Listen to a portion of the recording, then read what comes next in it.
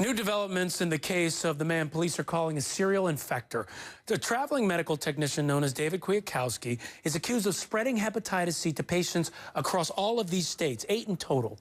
Federal agents say that he injected himself with drugs, then used the same syringes to inject patients. Well, tonight the story gets even more shocking. CNN has confirmed that Kwiatkowski lost his license in the state of Arizona, yet he was still able to get work at 4 other hospitals.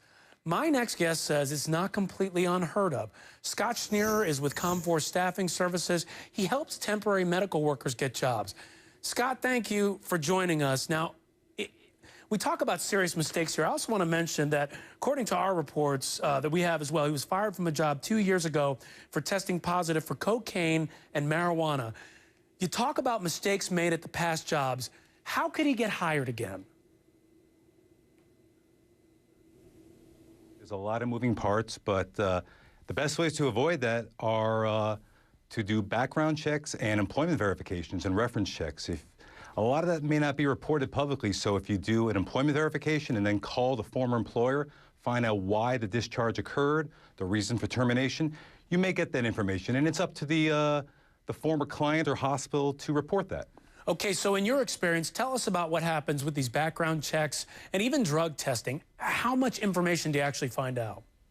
Well, we do our best to vet a lot, and healthcare staffing moves tremendously fast. So I can only speak to our policy, but we do an in-person interview. We run tuberculosis tests on site, drug tests, 7-year criminal background checks, federal and state level. We do credentialing, which I think may have been one of the reasons to avoid this process, or a tragedy rather.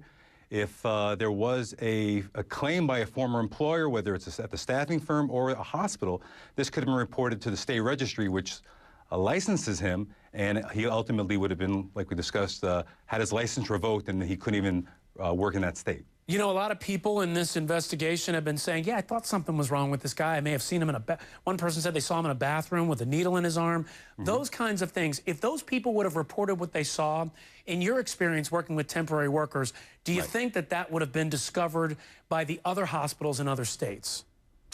If it was documented, if the staffing firm follows up with the performance of the worker, basically it really falls down to the department level. If they want to put it under the rug, things can happen, but it's up to the department manager to report that to HR. HR should inform the staffing firm. That's the only way we'll know, and we're the employer of record, so we handle the necessary policies, and we would take the onus to report it to the authorities or the registry to get that license revoked. Okay, who keeps tabs on temporary workers? Well, we're the legal employer of record, so we can be registered in all 50 states at the state level, and it's our onus. We insure them. We pay their payroll taxes. So while temporary workers or contract workers may have a certain reputation or a connotation, we take them very seriously. That we are the employer, and we take the full HR responsibility as any direct employer would. All right, Scott, thank you so much. We appreciate it. You're very welcome. Thank you. And folks, for the full list of hospitals where patients may have been exposed to hepatitis C, log on to HLNTV.com/Evening Express.